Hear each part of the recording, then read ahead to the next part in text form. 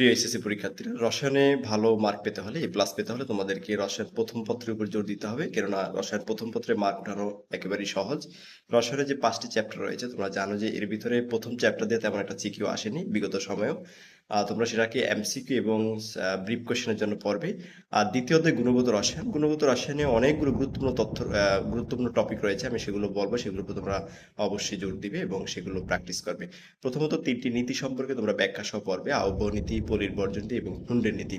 Quantum সংখ্যা সম্পর্কিত যতগুলো তথ্য রয়েছে, কোয়ান্টাম সংখ্যা তোমরা জানো যে প্রধান কোয়ান্টাম সংখ্যা, সহকারী কোয়ান্টাম সংখ্যা, চৌম্বকীয় এবং স্পিন কোয়ান্টাম সংখ্যা, এগুলো যে সেট রয়েছে, অরবিটাল সংখ্যা নির্ণয়, ইলেকট্রন সংখ্যা নির্ণয়, এই প্রতিটি টপিক তুমি সিকিউ আকারে পড়বে।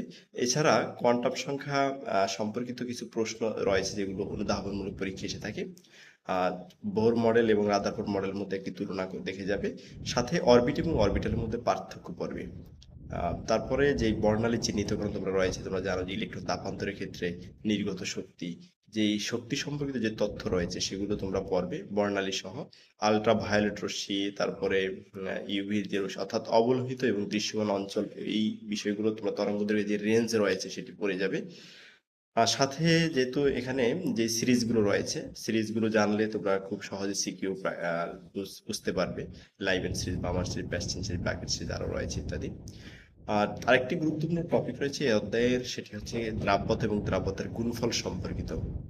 দ্রাব্যতার গুণফলের মধ্যে তুলনা করবে যে অদক্ষেপ পড়বে কিনা। এই বিষয়টা কিন্তু অনেক বিগত সময় এসেছে যে অদক্ষেপ পড়বে কিনা। এর জন্য জানা তোমরা কেএসপি এবং কেইপির সাথে কম্পেয়ার করতে হয়, কেএসপি থেকে কেআইপি বেশি হলে অদক্ষেপ পড়ে।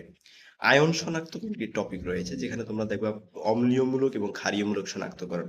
এখানে অনেকগুলো অম্ল ক্ষার রয়েছে, তোমরা বইতে দেখবে প্রায় 15 থেকে 15টির মতো রয়েছে। এটি তোমাদের জন্য খুবই কষ্টসাধ্য, তাই তোমরা বোর্ডসের গুলো দেখে যাবে অবশ্যই। আর সাথে কিছু গুরুত্বপূর্ণ উদাহরণ রয়েছে, যেমন জাল টাকা শনাক্তকরণ, জাল টাকা শনাক্তকরণ, ইউভি রশ্মির ব্যবহার, তারপরে রয়েছে কি যে আইআর রশ্মির ব্যবহার, শিখা পরীক্ষায় গার্বেজ ব্যবহার করা হয় কেন। তৃতীয় চ্যাপ্টার হচ্ছে পর্যাবৃত্ত ধর্ম। তোমরা জানো পর্যাবৃত্ত ধর্ম একটি বিশাল টপিক, সেখানে পর্যায় সারণী সম্পর্কে ব্যাপক বেসিক রয়েছে। তোমরা পর্যাবৃত্তিক ধর্ম থেকে যদি ভালোভাবে পড়ো তাহলে একটি সিকিউ দিতে পারবে, আর একটি সিকিউ হবে সংকরায়ন টাইপ এবং জটিল যৌগ। তোমরা জানো যে লিগ্যান্ড রয়েছে, এই টপিকগুলো থেকে তোমরা একটা টপিক পাবে, একটা সিকিউ পাবে। অর্থাৎ পর্যাবৃত্তিক ধর্ম থেকে বলতে আয়নীকরণ শক্তি, ইলেকট্রন আসক্তি, তড়িৎ ঋণাত্মকতা, গলনাঙ্ক, স্ফুটনাঙ্ক, পারমাণবিক আকার, এই যে তথ্যগুলো রয়েছে, বৌদ্ধ ধর্ম, রাসায়নিক ধর্ম, এগুলো থেকে তোমরা একটা সিকিউ পাবে এবং আরেকটা হচ্ছে সংকরায়ন টাইপ থেকে আশা করি পাবে। তোমরা জানো যে যেহেতু রসায়নের 5টা চ্যাপ্টার রয়েছে, অর্থাৎ 8টি সিকিউ আসবে। যেই চ্যাপ্টারগুলো খুবই গুরুত্বপূর্ণ সেগুলো থেকে 2টি করে আসবে সর্বনিম্ন। যেমন ধরো গুণগত রসায়ন থেকে 2টি আসতে পারে, পর্যাবৃত্তিক ধর্ম থেকে 2টি এর বেশিও আসতে পারে, রাসায়নিক পরিবর্তন থেকে 2টি, কর্মক্ষেত্র রসায়ন থেকে 1টি, এইভাবে 8টি সিকিউ আসবে। তারপরে যদি রাসায়নিক পরিবর্তন সম্পর্কে তোমাদেরকে বলি, যে রাসায়নিক পরিবর্তনের যে টপিকগুলো গুরুত্বপূর্ণ তার মধ্যে রয়েছে কেপি কেসি নির্ণয়, কেপি কেসির মধ্যে সম্পর্ক, তারপরে কেপি এর রাশিমালা, কেসি এর রাশিমালার মান কিন্তু এখানে আলাদা আলাদাভাবে প্রশ্ন আসে, কখনো মান আসে, কখনো রাশিমালা আসে, আবার কেপি কেসির মধ্যে যে সম্পর্কটি রয়েছে সেটি আসে।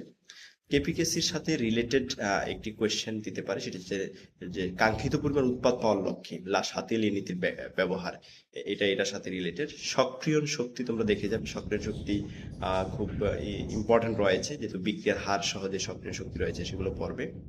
সাথে সিকিউ আসার মতো আরেকটি টপিক হচ্ছে, তোমরা জানো যে পিএইচ এর মান নির্ণয়, পিএইচ, পিওএইচ, যে পিএইচ এর মাধ্যমে যে প্রশ্নগুলো আসে, প্রকৃতি নির্ণয়, অম্লীয় হবে না ক্ষারীয় হবে, অম্লীয় ক্ষারীয় হবে, পিএইচ নির্ণয়ের মাধ্যমে তোমরা ব্যাখ্যা করতে পারো। সেই টপিকটা খুবই ইম্পর্টেন্ট, এটা আসবে এখানে। তোমরা জানো যে পিএইচ এর সংক্রান্ত যেই সিকিউ গুলো আসে তার মধ্যে প্রথম গ বিভাগের জন্য বিশেষ করে অসওয়াল্ডের লঘুকরণ সূত্র, বিয়োজন মাত্রা তোমরা বের করো, বিয়োজন মাত্রা বের করে যেই পিএইচ এর মান নির্ণয় করে, এটা মূলত ডিপেন্ড করে যে ক্ষারীয়, তীব্র ক্ষার কিনা, তীব্র অ্যাসিড কিনা, মৃদু ক্ষার কিনা, মৃদু অ্যাসিড কিনা, তোমরা যারা এই অধ্যায়টা করেছে তারা জানো। পরবর্তী আরেকটি চ্যাপ্টার হচ্ছে কর্মমুখী রসায়ন। কর্মমুখী রসায়নের বেশি টপিক নেই, যে টপিকগুলো রয়েছে যেহেতু এবার পূর্ণাঙ্গ সিলেবাসে সবগুলোর থাকলেও সবগুলো থেকে সিকিউ তেমন একটা আসে না। তোমরা বিশেষ করে যেই সংরক্ষক পদার্থ অর্থাৎ প্রিজারভেটিভস সম্পর্কে খুব ভালো করে পড়বে। যে প্রিজারভেটিভস সংরক্ষণ প্রক্রিয়াটা, তোমরা জানো যে প্রাকৃতিক খাদ্য সংরক্ষক পদার্থ রয়েছে এবং কৃত্রিম খাদ্য সংরক্ষক পদার্থ রয়েছে। এখানে যেগুলো রয়েছে সেগুলো ব্যবহার মাত্রা, বাংলাদেশে যে কতটুকু পরিমাণ মাত্রা ব্যবহার করা যায় এবং অন্যান্য দেশের ক্ষেত্রে কি কতটুকু মাত্রা ব্যবহার করা যায়, এগুলো এমসিকিউর জন্য দেখবে। অর্থাৎ পঞ্চম অধ্যায়ে যেই খাদ্য সংরক্ষক টপিক থেকে খুব ইম্পর্টেন্ট আসার সম্ভাবনা রয়েছে এবং কিভাবে আমরা অন্যান্য খাদ্যদ্রব্য সংরক্ষণ করে থাকি, এই যে প্রসেসটা, এটা পড়তে হবে। সাথে আরেকটা টপিক ভেরি ইম্পর্টেন্ট, সেটা হচ্ছে ভিনেগার প্রস্তুতি। তোমরা জানো যে ভিনেগার প্রস্তুতির অনেকগুলো ওয়ে আছে, আখের রস থেকে তৈরি করা যায়। এইভাবে তোমরা যদি টপিক ওয়াইজ পড়ো, সিকিউ গুলো প্র্যাকটিস করো এবং এমসিকিউ গুলো ব্যাপক সলভ করো। এমসিকিউ যেহেতু এখানে রসায়নে এমসিকিউ কিন্তু তুলনামূলক হার্ড হয়, তোমরা হার্ড তখনই লাগবে মূলত যখনই তোমাদের পুঙ্খানুরূপে বা পার্ট টু পার্ট সবগুলো টপিক ওয়াইজ প্র্যাকটিস না করবে, তখনই লাগতে পারে। তবে যে এভাবে ধারাবাহিকভাবে পড়বে তার জন্য আশা করি বেশি কঠিন হবে না। শুভকামনা সকলের জন্য। রসায়ন প্রথম